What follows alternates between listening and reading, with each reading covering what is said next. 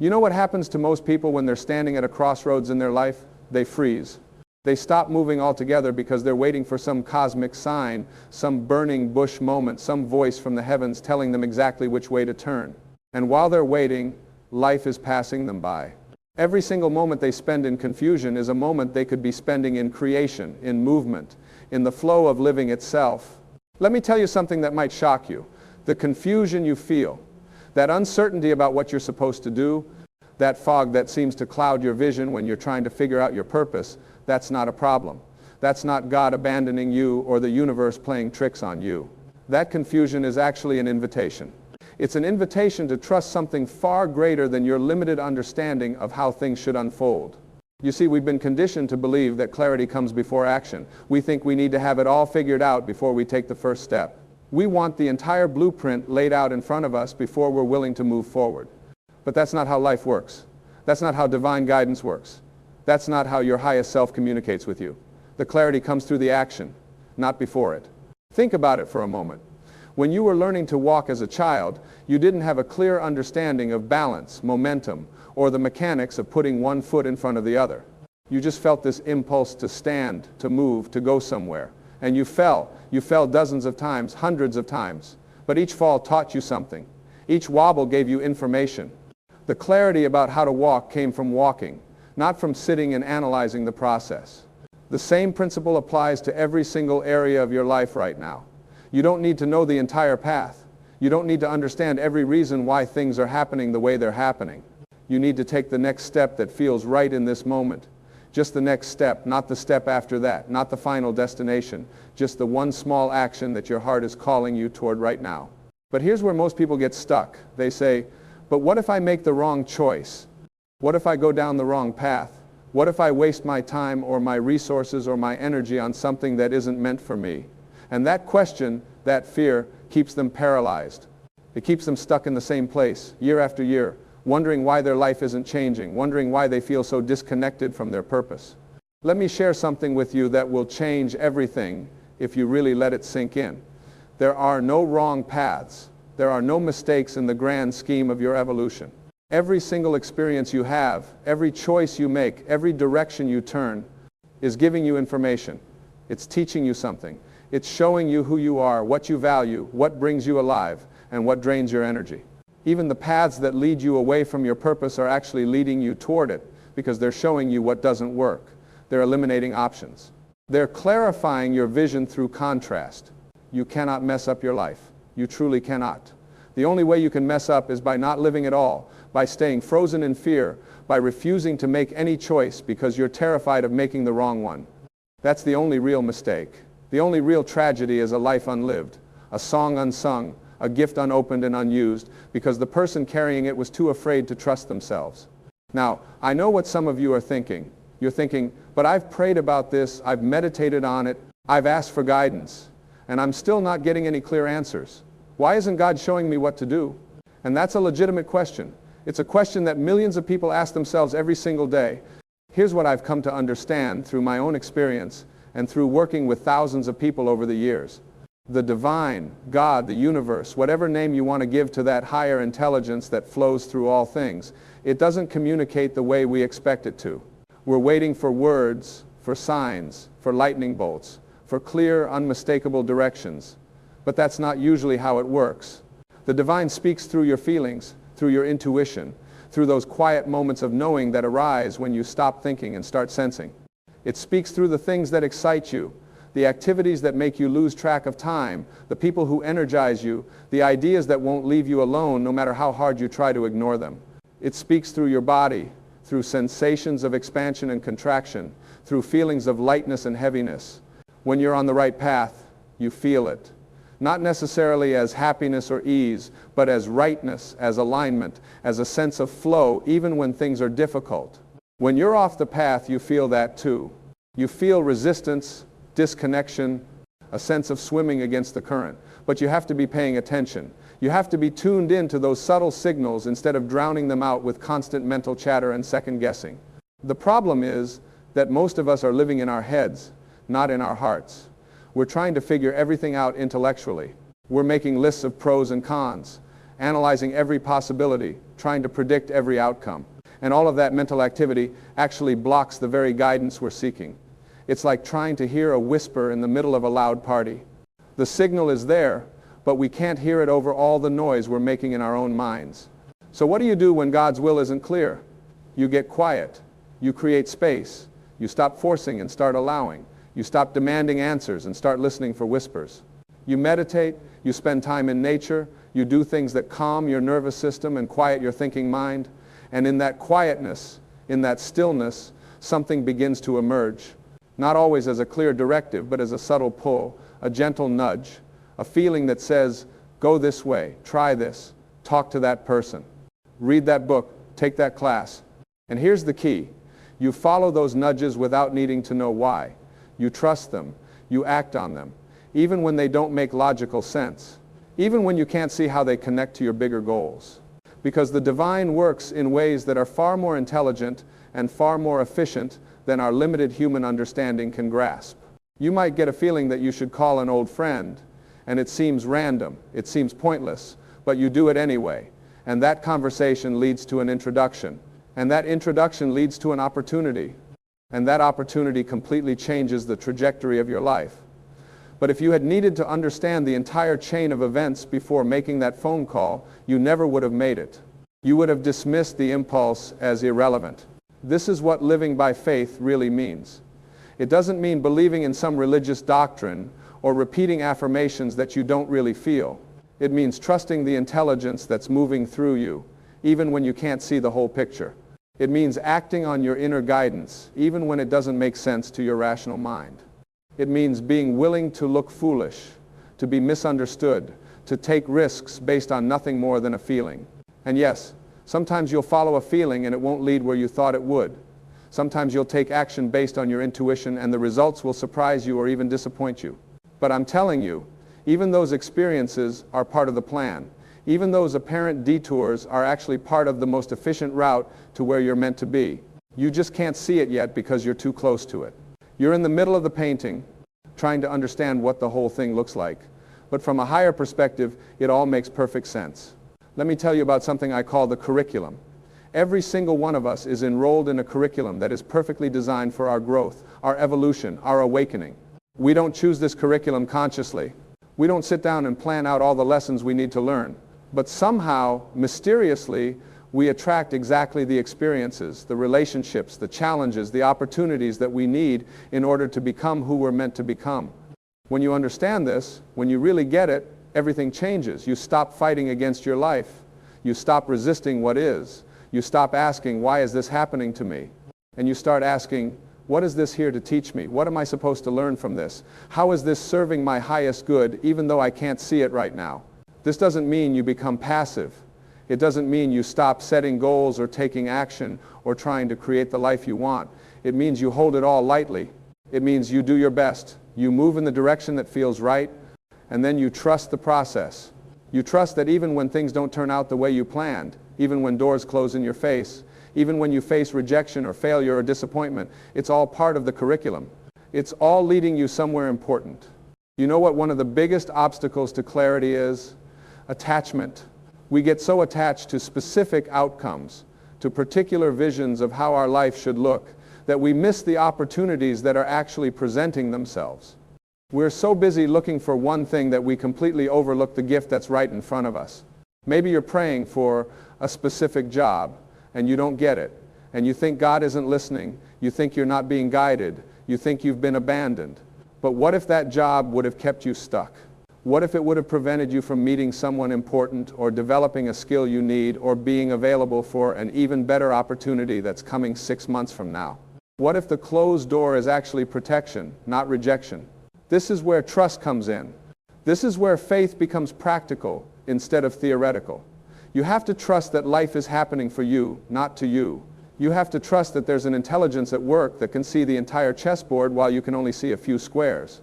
You have to trust that what you want might not be what you need, and what you need will always find its way to you at exactly the right time. And I'm not talking about some naive Pollyanna kind of thinking where you pretend everything is perfect when it's not. I'm talking about a mature, wise understanding that difficulty and challenge are not signs of being off track. They're signs of growth. They're signs that you're being stretched, that you're being prepared for something bigger, that you're being refined and strengthened for the next level of your life. Think about a seed buried in the ground. If that seed could think, it would probably be terrified. It's in the dark. It's being pressed on from all sides. It's breaking apart. From its perspective, it might seem like it's dying, like everything is going wrong. But we know that what's actually happening is that it's germinating, it's preparing to sprout. All that pressure, all that darkness, all that breaking apart, it's necessary. It's part of the process of becoming a plant. You are that seed right now. Maybe you're in a dark place. Maybe you feel pressure from every direction. Maybe it feels like parts of you are breaking apart. But what if you're not falling apart? What if you're falling together in a new way? What if this confusion, this uncertainty, this lack of clarity about what's next, what if it's actually the darkness before the dawn? What if it's the necessary stage before your breakthrough? Here's something else I want you to consider. Sometimes God's will isn't clear because you're asking the wrong question. You're asking, what should I do? What's my purpose? What's the right path? But those questions are focused on doing, on accomplishing, on achieving some external result.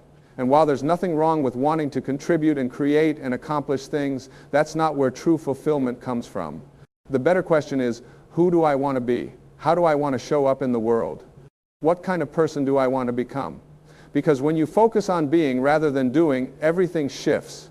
You stop waiting for perfect circumstances. You stop needing to know the whole plan. You can start living according to your values right now, today, in this moment. You want to be loving? Be loving right now to the people in front of you. You want to be creative? Create something today, even if it's small. You want to be generous? Find a way to give, even if it's just your attention or your kindness. You want to be courageous? Do one thing today that scares you. You don't need clarity about your entire life purpose to start being the person you're meant to be. You can do that right now. And here's the beautiful thing. When you focus on who you're being, the doing takes care of itself. When you show up as your authentic self, when you operate from your highest values, when you let your inner light shine, opportunities come to you. The right people appear, the right doors open, not because you forced it or figured it all out, but because you became a vibrational match for what you desire. You became the person who naturally attracts those experiences. This is what it means to let go and let God, to surrender to the divine will. It doesn't mean you become passive or irresponsible. It means you do your part, you take inspired action, you follow your inner guidance, and then you release your attachment to how it all turns out. You trust that there's a bigger plan, a higher intelligence, a loving force that's orchestrating things in ways that benefit everyone involved, including you. Now, some of you might be thinking, but what about free will? If there's a divine plan, do I even have a choice? And that's a beautiful paradox, isn't it? The truth is, you have complete free will, and you're also part of a divine plan. How can both be true? Because the divine plan isn't about controlling you or forcing you into some predetermined path. The divine plan is about your growth, your evolution, your awakening. And that can happen through infinite different paths. You're like a river flowing toward the ocean. There are countless routes you can take. You can wind through mountains or valleys, through forests or deserts. You can flow fast or slow, smooth or turbulent. But eventually, one way or another, you're going to reach that ocean. That's inevitable. That's the divine plan. Your ultimate destination is to remember who you really are, to awaken to your true nature, to realize your connection to everything and everyone. How you get there, that's up to you. That's your free will. So when you're confused about which path to take, when God's will isn't clear, remember that both paths might lead to the same place. Both choices might serve your highest good in different ways. The universe is saying, you choose. Trust yourself. I'll work with whatever you choose. I'll use it all for your benefit. That's the level of trust we're invited to live in. That's the freedom we're being offered.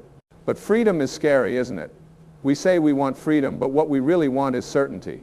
We want someone to tell us what to do so we don't have to take responsibility for our choices. We want a guru or a book or a sign from the heavens to make decisions for us. Because then, if it doesn't work out, we can blame something outside ourselves. We can say, I was just following the guidance. I was just doing what I was told. But that's not how you grow. That's not how you mature spiritually. You grow by making choices, by taking responsibility, by trusting yourself, even when you're uncertain. You grow by being willing to be wrong, to change course, to learn from your experiences. You grow by stepping into the unknown with nothing but faith as your guide. And faith, real faith, isn't about being certain. It's about being willing to move forward even when you're not certain. It's about trusting that you're supported even when you can't see the support. It's about knowing that you're loved even when you feel alone. It's about believing in your worthiness even when you've made mistakes. That's faith. That's the kind of trust that transforms your life. So what do you do today, right now, when you're sitting with this confusion, this uncertainty, this lack of clarity about what comes next? You breathe. You come back to the present moment. You stop projecting into the future and trying to figure out how everything is going to work out. You stop ruminating about the past and wondering if you made wrong choices. You come right here, right now, to this breath, this moment, this heartbeat. And in this moment, you ask yourself, what would love do? What would the highest version of myself do right now? Not 5 years from now, not when you have more money or more time or more clarity. Right now, what's the most loving action you can take today? Maybe it's having a difficult conversation.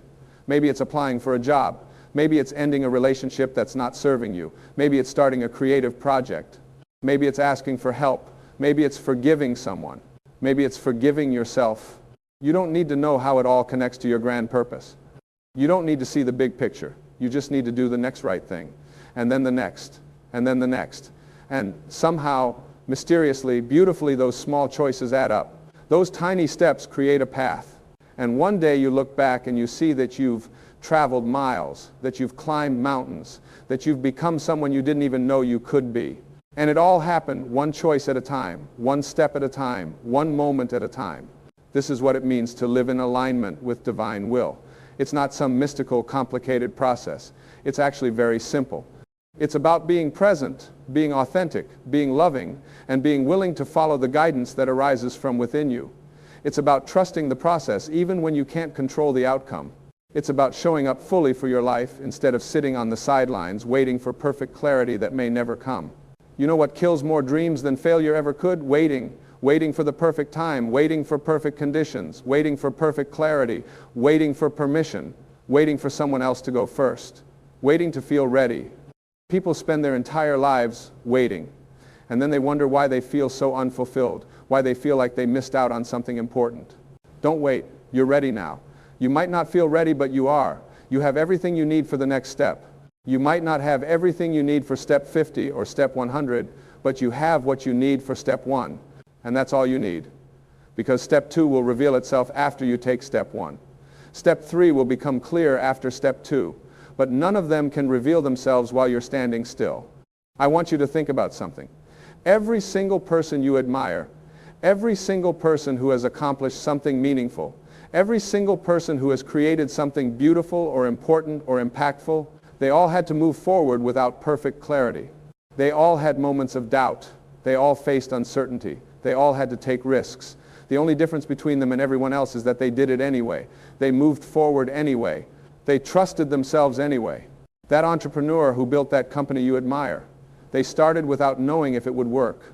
That artist whose work moves you, they created even when they weren't sure if anyone would care.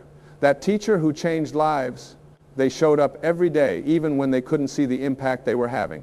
That parent who raised amazing kids, they made it up as they went along, doing their best with the knowledge they had. None of them had perfect clarity. None of them had all the answers. They just had commitment, faith, and a willingness to keep going. You have that too. You have that commitment inside you. You have that faith, even if it feels small right now. You have that willingness to keep going, even when you can't see the path ahead. Those qualities are already within you. They're not something you need to develop or acquire or earn. They're part of your essential nature. They're part of being human. And here's what I really want you to understand. You are not separate from God. You are not separate from the divine intelligence that creates galaxies and grows trees and heals wounds. That same intelligence is flowing through you right now. It's beating your heart without you having to think about it. It's breathing you while you sleep. It's digesting your food and growing your hair and fighting off infections and doing 10,000 things every moment to keep you alive and functioning. If you can trust that intelligence to run your body, which is infinitely complex, why can't you trust it to guide your life? Why can't you trust that the same wisdom that knows how to create a human being from 2 cells knows how to guide you toward your purpose? It does. It is. Right now. in every moment, through your intuition, through your desires, through your interests, through your circumstances, through the people who come into your life, through the opportunities that present themselves. The guidance is always there, always. It never stops, it never abandons you. The question is not whether the guidance is available. The question is whether you're listening, whether you're paying attention, whether you're trusting what you hear, and sometimes what you hear is, wait, be patient. This isn't the right time yet. And that's okay too. Sometimes the guidance is to not move, to not act, to allow things to unfold naturally. But even that's different from being frozen in fear. When you're truly being guided to wait, there's peace in it. There's a sense of rightness about it. You're not anxious or frustrated. You're simply resting, trusting, preparing. But when you're frozen in fear, there's no peace. There's agitation, worry, doubt, self-criticism. You're not peacefully waiting. You're anxiously avoiding. And you can feel the difference if you're honest with yourself. Your body knows. Your heart knows. That tight feeling in your chest, that knot in your stomach, that's not divine guidance telling you to wait. That's fear trying to keep you safe by keeping you small. True divine guidance feels like expansion, even when it's scary. It feels like yes, even when it's uncertain. It feels like life, like energy, like movement. Fear feels like contraction, like no, like shutdown, like death. Learn to distinguish between them. Learn to recognize the difference in your body, in your energy, in your overall sense of well-being. And when you recognize that you're stuck in fear rather than genuinely being guided to wait, have compassion for yourself. Don't beat yourself up. Don't call yourself weak or stupid or broken. Fear is natural. It's part of being human. It's your nervous system trying to protect you. Thank it for trying to keep you safe, and then gently, lovingly, courageously move forward anyway. Every time you act despite your fear, you build your faith muscle. Every time you trust yourself when you're uncertain, you strengthen your connection to your inner guidance. Every time you choose love over fear, expansion over contraction, possibility over limitation, you become more of who you really are. And who you really are is unlimited, powerful, creative, loving, wise, and eternally connected to the source of all life. You are not a separate, isolated individual trying to figure out this confusing world all by yourself. You are an expression of the divine. You are the universe experiencing itself through your unique perspective. You are God in human form, playing the game of forgetting and remembering, hiding and seeking, losing yourself and finding yourself over and over again. And right now, in this moment of confusion, in this space of not knowing, you're in one of the most powerful places you can be. Because when you don't know, when you can't figure it out with your mind, when all your usual strategies and patterns aren't working, that's when you're most open to real guidance. That's when you're most available to genuine transformation. That's when you're most likely to make a quantum leap in your growth and evolution. So don't rush out of this space. Don't try to force clarity before it's time. Don't manufacture certainty because uncertainty makes you uncomfortable. Sit with it. Breathe with it. Let it teach you something. Let it show you that you're stronger than you thought, that you can tolerate not knowing, that your worth isn't dependent on having all the answers or being in control or never making mistakes. This is where wisdom is born, in this space of not knowing. This is where humility develops. This is where you learn to surrender, to trust, to have faith in something greater than your limited ego mind. This is sacred ground you're standing on right now, even though it doesn't feel like it. This confusion, this uncertainty, it's not a problem to solve, it's a portal to walk through. And on the other side of this portal is a version of you that's more authentic, more aligned, more at peace, more powerful than you've ever been before. But you can't skip the portal. You can't go around it. You have to walk through it. You have to be willing to not know for a while. You have to be willing to let go of control and certainty and clear plans. You have to be willing to trust the process, even when the process is uncomfortable and confusing and doesn't make logical sense. This is the spiritual path. Not some blissed out, always happy, perpetually certain state where everything is easy and clear and perfect. That's a fantasy. That's spiritual bypassing. The real path involves darkness and confusion and uncertainty and struggle. It involves getting lost so you can learn how to find yourself. It involves breaking down so you can break through. It involves dying to who you were so you can be born into who you're becoming. And right now you're in that process. You might feel like you're falling apart. You might feel like nothing makes sense anymore. You might feel like the ground is shifting beneath your feet and you don't know what to hold on to. Good. That's good. That means you're growing. That means you're evolving. That means you're not settling for the comfortable, familiar, safe version of yourself in your life. You're willing to risk, to change, to expand into something more. So when you ask, why isn't God's will clear? Maybe the answer is that it is clear. It's just not clear in the way you expect. It's not coming as a voice from the sky or words written in the clouds. It's coming as a feeling, as a pull, as an inexplicable desire that won't leave you alone. It's coming as doors that close and doors that open. It's coming as people who enter your life and people who leave. It's coming as challenges that force you to grow and opportunities that invite you to expand. It's all guidance. It's all divine will. You're swimming in it. You're breathing it. You're living it right now. The only question is whether you're going to trust it, whether you're going to cooperate with it, whether you're going to surrender to it and let it carry you where you need to go. And I know that sounds scary. Surrender sounds like giving up, like losing control, like becoming passive. But it's not. True surrender is the most powerful thing you can do. It's saying, I'm going to do my absolute best. I'm going to show up fully. I'm going to take action. I'm going to follow my guidance, and then I'm going to let go of the outcome. I'm going to trust that whatever happens is exactly what's supposed to happen. I'm going to trust that I'm being led even when I can't see the destination. That kind of surrender doesn't make you weak. It makes you unstoppable because you're no longer afraid of failure. You're no longer attached to specific outcomes. You're no longer dependent on external validation or circumstances being a certain way for you to be okay. You're free.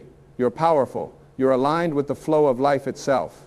This is what it means to live from your highest self. This is what it means to be in divine will, even when it's not clear. You show up. You do your best. You follow your heart. You trust the process. You learn from everything. You grow through everything. You use it all as fuel for your awakening. And someday, maybe years from now, you'll look back at this time of confusion and uncertainty, and you'll see it completely differently. You'll see that it wasn't random. You'll see that it wasn't a waste. You'll see that every single thing that happened, every choice you made, every person you met, every challenge you faced, it was all perfectly orchestrated to bring you to exactly where you needed to be. You'll see the divine hand in all of it. You'll see the love that was guiding you even when you felt lost. But you can't see that now. You can only see it from the future looking back. Right now, you have to walk forward in faith. You have to trust without proof. You have to believe without seeing. That's your task. That's your work. Not to figure it all out, but to trust anyway.